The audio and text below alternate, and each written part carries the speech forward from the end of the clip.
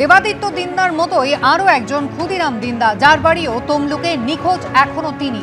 তার পরিবার কি বলছে, বিটন চক্রবর্তী আমাদের প্রতিনিধি সরাসরি আমাদের সঙ্গে রয়েছেন। বিটন, দেখো কুসুমিতা, তোমাকে জানিয়ে রাখি যে গতকাল জেলা প্রশাসনের তরফ থেকে কিন্তু জানানো হয়েছে যে পূর্ব মেদিনীপুর জেলাতে এখনো পর্যন্ত 21 জন নিখোঁজ হয়ে রয়েছে এই অগ্নিকাণ্ডের ঘটনা, এবং তার মধ্যে আরেকটি হচ্ছে হতভাগ্য পরিবার, এই ক্ষুদিরাম দিন্ডার পরিবার। এই মুহূর্তে আমরা রয়েছি সেই ক্ষুদিরাম দিন্ডার পরিবারে, এবং আমাদের সঙ্গে রয়েছেন ক্ষুদিরাম বাবু স্ত্রী। তার সঙ্গে একটুখানি কথা বলে নেওয়ার চেষ্টা করব। কতদিন ধরে উনি কাজ করতেন, কবে বাড়ি থেকে গেছিলেন কাজে?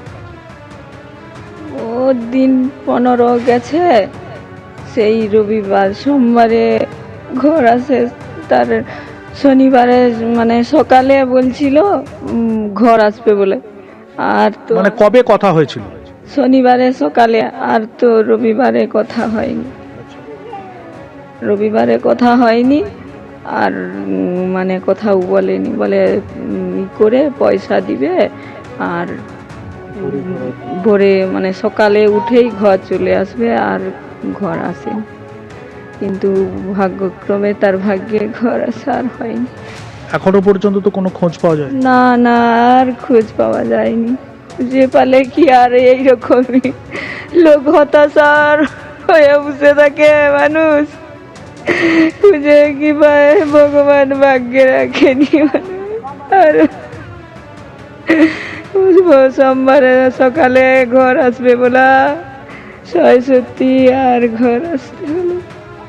এই যে এত বড় একটা অগ্নিকাণ্ড ঘটনা ঘটলো, দায় কার বলে আপনারা মনে করছেন? আর কি কেউ বলবো, আর কি চাইছেন আপনারা? সাধারণ মানুষ আর কি বলবো, মুদের তো মানে পয়সার ইনকামের ধাঁধায় ছুটে। ক্ষুদিরাম বাবুর বড় ছেলে, তিনিও কিন্তু একই রকম ভাবে ফুলের কাজ করেন, তবে সেটা ভিন রাজ্যে। বাবার এই নিখোঁজ হওয়ার পর কিন্তু তিনি এখানে চলে এসেছেন। তার সঙ্গে একটু কথা বলে নেওয়ার চেষ্টা করব। গতকাল আপনি গিয়েছিলেন, আপনার রক্তের নমুনা সেখানে দিয়ে এসেছেন, কি আশ্বাস পেলেন? সেখানে তো বলেছে এখন কোনো বলা যাবে না, এখন 72 ঘন্টা পরে জানাবে। তা ওখানে আর যেতে হবে না, লোকাল থানা জানাবে বলেছে, এই পর্যন্ত বাস। এই যে ধরুন এত বড় একটা অগ্নিকাণ্ডের ঘটনা ঘটলো, যেভাবে আপনার বাবাদেরকে বা যারা শ্রমিকরা থাকতে হতো, সেই ব্যবস্থাটা কি একটু নজরদারির অভাব ছিল, কি মনে করছেন? সেটা তো আমি বলতে পারবো না, আমি তো অন্য জায়গায় কাজ করতাম। এবার আমি খবরটা শুনে এসেছি, এবার সেটা তো আমি সেখানে যাই না। এবার কি হয়েছে না হয়েছে, কীরকম ব্যবস্থা ছিল, সেটা তো আমি বলতে পারবো না। এবার যেটা বলছে যে সেখানে কোনো মানে সেরকম কোনো ব্যবস্থা ছিল না, গ্যাস সিলিন্ডার বলো, আর মানে যেহেতু মানে আগুন নেভানোর কোনো সেরকম ব্যবস্থা ছিল না।